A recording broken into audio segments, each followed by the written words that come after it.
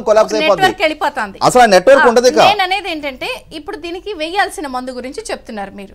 నేననేది ఏంటంటే ఓకే, ఇది ఇప్పుడు ఆలోచిస్తుంది ప్రభుత్వం, కానీ ఇప్పటి వరకు జరిగిన తంతు చూస్తే ఇప్పటికీ వెళుతున్న విషయం పట్టుకుంటున్నారు, ఓపెన్గా చెప్తున్నారు. నా ఇంకొక ప్రశ్న ఏంటంటే అసలు ఇవన్నీ కూడా ఏజెన్సీస్ని రికార్డు కాకుండా దాటి ఎలా వెళ్తున్నాయి? పోనీ సరే వెళ్తుందో ఓకే, ఇప్పుడు ఎగుమతి అవుతున్నప్పుడు ఇంపోర్ట్ చేసుకునే దేశం దగ్గర కూడా ఇవన్నీ రికార్డ్ అవ్వాలి కదా. ఇప్పుడు ఇక్కడ జరుగుతున్నది ఏంటి అంటే ఏది కూడా ఇల్లీగల్గా రికార్డ్ అవ్వదు. ఓకే, అదంతా రైతుల దగ్గర నుంచి ప్రొక్యూర్ చేసి మిల్లింగ్ చేసి మిల్లర్ల దగ్గర నుంచి జిఎస్టీ చెల్లించి విత్ పర్మిట్ పోర్టుకు చేరినట్టుగానే వాళ్ళు ఆ డాక్యుమెంట్ సృష్టించే వాటిని ఎక్స్పోర్ట్ చేయడం జరుగుతుంది. మీకు ఆళ్ల రామకృష్ణారెడ్డి గారు జగన్మోహన్ రెడ్డి గారి ప్రభుత్వ హయాంలో అసెంబ్లీలో ఒక క్వశ్చన్ వేశారు. చెప్పండి. వేస్తే దాంట్లో జగన్మోహన్ రెడ్డి గారి ప్రభుత్వం తెలియజేసిన వివరాల ప్రకారమే 2014-19 మధ్య ఈ పీడిఎస్ బియ్యం అక్రమ రవాణాకు సంబంధించి 28 మందిని అరెస్ట్ చేస్తే జగన్మోహన్ రెడ్డి గారి ప్రభుత్వ హయాంలో 3242 మందిని అరెస్ట్ చేశాము, 4000 టన్నుల పైగా సీజ్ చేశామని చెప్పని ప్రభుత్వం నుంచి లెక్కలు వచ్చినాయి. ఈ 3242 మంది ఎవరు? మొట్టమొదట ఆ వివరాలు ఇప్పుడు ప్రభుత్వం దగ్గర ఉన్నాయి కదా. వాళ్ళు ఎండియు వెహికల్స్ వాళ్ళ, లేదు ఈ వెహికల్స్ దగ్గర నుంచి కొనుగోలు చేసి వాటిని ఎక్స్పోర్ట్ చేస్తున్న వాళ్ళ, ఎవరనేది ఆ వివరాలు ప్రభుత్వం దగ్గర ఉన్నాయి. ప్రభుత్వమే జగన్మోహన్ రెడ్డి గారి ప్రభుత్వం అసెంబ్లీకి తెలియజేసింది తన హయాంలో 3242 మందిని అరెస్ట్ చేశాము అని చెప్పని. ఒక పెద్ద మాఫియాని ఎంత విస్తృతంగా నడిపించారు అనంటే మీకు గుంటూరు జిల్లాలో పొన్నూరు నియోజకవర్గంలో బర్నబాసు అని చెప్పని ఒకతను హత్యగావింపబడ్డాడు. ఎందుకు హత్యగావింపబడ్డాడు అనంటే అతను ఈ మాఫియా ఆర్గనైజరు, అతనికి అతని పైన ఉన్న వాళ్ళకి మధ్య వచ్చిన విభేదాల నేపథ్యంలో అతన్ని కిడ్నాప్ చేసి హత్య చేశారు అని చెప్పని పొన్నూరులోనే అతను రోడ్డు నడిచెళ్తున్న అతన్ని బలవంతాన్ని కారులో ఎక్కించుకొని తీసుకెళ్లిపోయి చంపేశారు. చాలా సంచలనమైంది జగన్మోహన్ రెడ్డి గారి ప్రభుత్వ హయాంలో. మరి ఇంత విస్తృతమైన యంత్రాంగం ఇంత విస్తృతంగా ఈ నెట్వర్క్ నడుస్తూ ఉన్నప్పుడు సరే ఆ రోజు జగన్మోహన్ రెడ్డి గారి హయాంలో జరిగింది. ఇవాళ పట్టుబడుతున్న బియ్యం ఏ ప్రభుత్వ హయాంలో నుంచి ఏ ప్రభుత్వ హయాంలో ట్రాన్స్పోర్ట్ అవుతా ఉన్నాయి?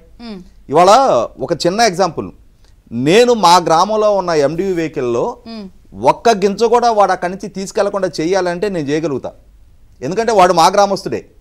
మమ్మల్ని కాదు అని చెప్పని మేము వాడిని చూసి చూడనట్టు వదిలేస్తే తప్ప వాడు ఆ గ్రామం నుంచి తీసుకెళ్ళడం అనేది అసాధ్యం.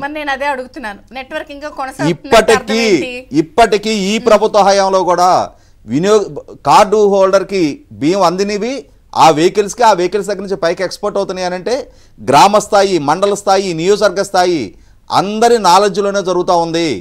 ఇవాళ ఈ ప్రభుత్వంలో ఇప్పుడు పాలకులుగా ఇప్పుడు ప్రజాప్రతినిధులుగా ఎంపికైన వాళ్ళ సహాయ సహకారాలు లేకుండా ఇది సాధ్యం కాదు. కాబట్టి ఎవడో మన ద్వారంపూడి చంద్రశేఖర్ రెడ్డి ఒక్క ద్వారంపూడి చంద్రశేఖర్ రెడ్డిని లేదు కాకినాడలో ఉన్న కొండబాబు గారినే కాదు, కాకినాడలో కొండబాబు గారు మిల్లింగ్ చేయించి సప్లై చేస్తున్నాడు వీటినన్నింటినీ. రాష్ట్ర వ్యాప్తంగా 174 నియోజకవర్గాలు ఎక్సెప్ట్ కొండబాబు గారి నియోజకవర్గం చెప్తున్నా, అన్ని నియోజకవర్గాల నుంచి అక్కడికి ట్రాన్స్పోర్ట్ అయితేనే అది సాధ్యపడుతుంది. కాబట్టి వాళ్ళ మొట్టమొదటగా ఈ నెట్వర్క్ని ఆపేయాలి అని అంటే జనసేన, తెలుగుదేశం, భారతీయ జనతా పార్టీలకు సంబంధించిన గ్రామ స్థాయి, మున్సిపల్ వార్డు స్థాయి ఆ డిస్ట్రిబ్యూటరీ వెహికల్స్ యూనిట్స్ ఏవైతే ఉన్నాయో, ఎండియు వాహనాలు ఉన్నాయో వాటి మీద మీరు నిఘా పెట్టండి. మీరు ఆ కార్డులో బియ్యం తీసుకుంటున్న వాళ్ళని మీరు అమ్మటానికి వీల్లేదు అని చెప్పని మీరు అక్కడ కట్టడి చేసే ప్రయత్నం చేయండి. ఓటు బ్యాంక్ పాలిటిక్స్ వాళ్ళని కట్టడి చేసే ప్రయత్నం చేస్తే వాళ్ళు ఎక్కడ ఎదురు తిరుగుతారో, వాళ్ళతో ఎక్కడ వ్యతిరేకత వస్తామని చెప్పని ఆ గ్రామ స్థాయిలో వాళ్ళని కట్టడి చేయలేరు. ఆ కట్టడి చేయలేని నేపథ్యంలోనే వాళ్ళు అమ్ముతా ఉన్నారు, వాడు వెహికలాడు కొంటా ఉన్నాడు, వెహికలాడు దగ్గర నుంచి పైకి ట్రాన్స్పోర్ట్ అవుతా ఉన్నాయి. 100% మూలాల్లో నుంచి దానికి చికిత్స జరగాలి తప్ప. కోసంపూడి శ్రీనివాస్ గారు, జవహర్ గారు ఈ పాయింట్ వ్యాలిడ్ పాయింట్లు, ఎందుకంటే ఆయన అన్నారని కాదు, నా దగ్గర కూడా ఉంది.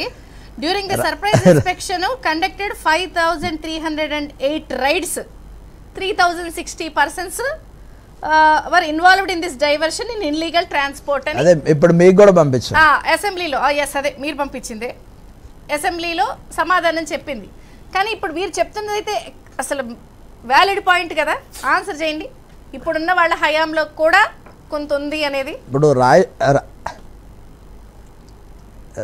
అవునమ్మా, ఇప్పుడు లేదు అని నేను అంటలేదు, ఎందుకంటే నిన్నగాక మొన్ననే ఇక్కడ 3 బోట్లు సీజ్ చేస్తేనే దాని మీద కేసు పెట్టని పోలీసులు కానీ వీళ్ళు ఎవరు కూడా రాకుండా రాజకీయ నాయకులు కొంతమంది వాళ్ళ ఫోన్లు చేసి అడ్డుకుంటున్నటువంటి పరిస్థితిని